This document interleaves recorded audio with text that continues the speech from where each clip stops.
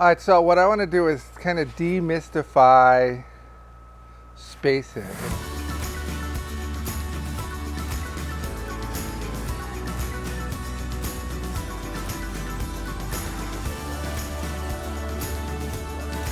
It's a question I get so often. And I think that for what can be a very simple subject, there's been a lot of complexity kind of inserted into the subject and creates a lot of confusion when it comes to plant spacing. And you know, if you look at something as simple like a 12-row spacing, right? And here we have 12 rows. I don't think anyone questions how to put 12 rows on a bed. It's pretty simple. You use a pinpoint cedar or a jang, and you make sure you cover the entire bed and have them equal, so that there's equal distance between each of the crops. But as you get into higher spacings, we have 2 rows on a bed, 3 rows on a bed, 4 rows on a bed. You know, why do we choose the spacing that we do? You want each vegetable to grow evenly, to get to its biggest size or the size that you want it to, and for them to all be even at the end. They're not going to be perfect, but that's really the idea.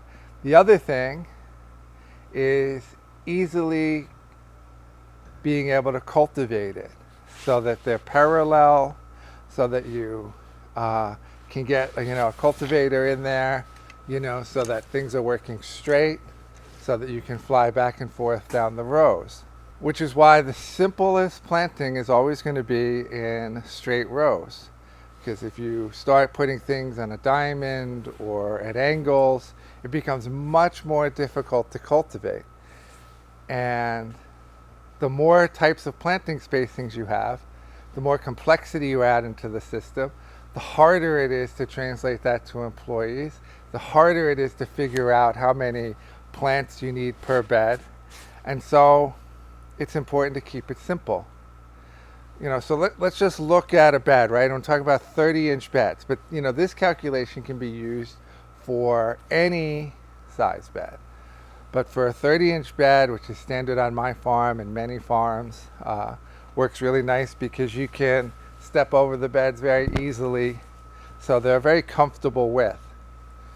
If you want to put 2 rows on a 30-inch bed, you just take 30, divide by 2, then you get 15.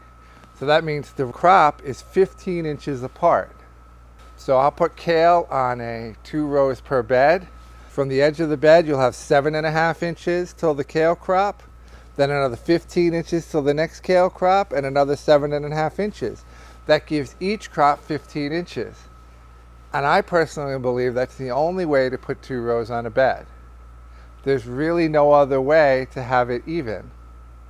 And you do the same thing. Let's say you want to put 2 rows on a 40-inch bed, where you take 40, divide it by 2, you get 20. That's 20 inches. Real simple. So if you put 3 rows on a 30-inch bed, you take 30, divide it by 3, that's 10 inches. So each crop is going to be 10 inches apart, right? So that's 5 inches from the edge of the bed till the crop, 10 inches till the next crop, 10 inches till the next crop, 5 inches to the edge of the bed. That's a total of 30. That's the only way to put 3 rows of crops on a bed. 4 is the same thing. You take 30 divided by 4, that's 7.5, and that's what we have here, right? So we do 3 3/4 till the lettuce head, then we do 7.5, 7.5, 7.5, 3 3/4.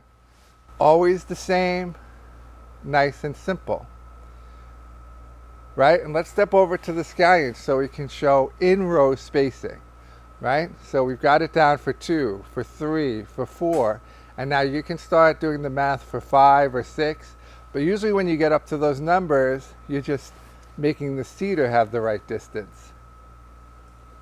Okay, so we go step over, we look at these scallions here, right? And this is done with a paper pot. And I have my scallions really close, they're 2 inches apart. But I don't want to plant them so that they have equal spacing all around each one of them. Otherwise, I'm going to end up with 5 rows across the bed, make it much more difficult to plant, much more difficult to cultivate. So I have it on 3 rows and 2-inch in the row, right? So your in-row spacing can change. You can cut it in half where you have it tight, and this is for certain crops. And things that work that way really well are something like scallions or beets, where you do 3 rows of beets and you have the beets 5 inches apart in the row. But the rows themselves are always the same, right? Regardless, right? You're just changing your in-row spacing. For things that are growing, in the round, like a lettuce head, they're always going to get equal. So let's imagine we're doing that 4x4, and that's what I call it, which is a lettuce head, 4 rows across, but I want them not only equal 4 rows, but 4 this way, which just means that we have 7.5 inches between them, between row. We have 7.5 inches in row, right? And if we did lettuce heads, bigger lettuce heads, we do on 3 per bed, then we just have them 10 inches apart, and then in row 10 inches apart, right? And that's exactly why the gritter is set up the way it is, right?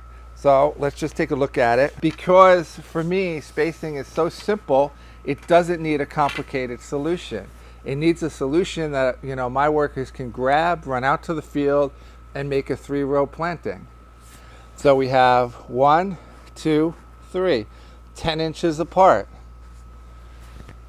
That's all it needs to be for 3 rows. There's no such thing as 3 on a 30-inch bed that's any different than 10. It's always that way. And then for in-row spacing, we have 10 inches. So for a 3x3 planting, it's 3 across, and then it's 10 inches in between each crop.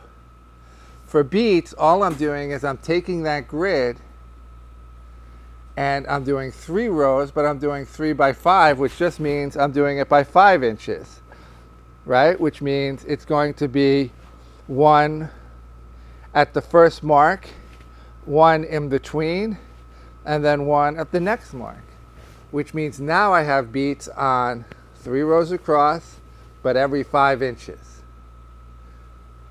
That's why this tool covers every 3-row planting there is. It also covers a single row planting. So I do my cucumbers down the center, which that's the center mark, and every 10 inches. Or you can do it every 20 inches or every 15 inches. So every planting is done, and this is how it's just simplified for me. Right? And I hope this starts to demystify what planting spacing is, that there's not a lot of them really, that it can be very, very simple. And that's why when I transferred my spacings down to spools and standardized them, I really only use 3 spools, which is 2 rows, 3 rows, and 4 rows. And that covers every planting that I have on the farm that I'm actually going to be transplanting. Right? The direct seeder will do the rest. And I used to use a rake to do it, but this was so much straighter that, because this is where this comes into play when you're cultivating. You may use a multi-head tool like this, or maybe a single head tool, wheel hoe, whatever it is, that planting has to be straight. And so that's where it becomes important, that it's important that each plant is getting the right amount of distance, but also that you're standardized so that things are very easy, that it's very easy to translate that planting spacings to an employee. And I have a chart that just shows how to plant it on a 3x3 or whatever, and I just put the number spool that they need to use. But it's fairly obvious. If you say 4 rows, you need a number 4 spool. And that you make the planting straight so that now we can cultivate really, really fast, especially if you're using a multi-head or you're using a wheel hoe. And that's just going to it's made life so much easier for me at Neversink Farm. And, I hope it makes it easier for you.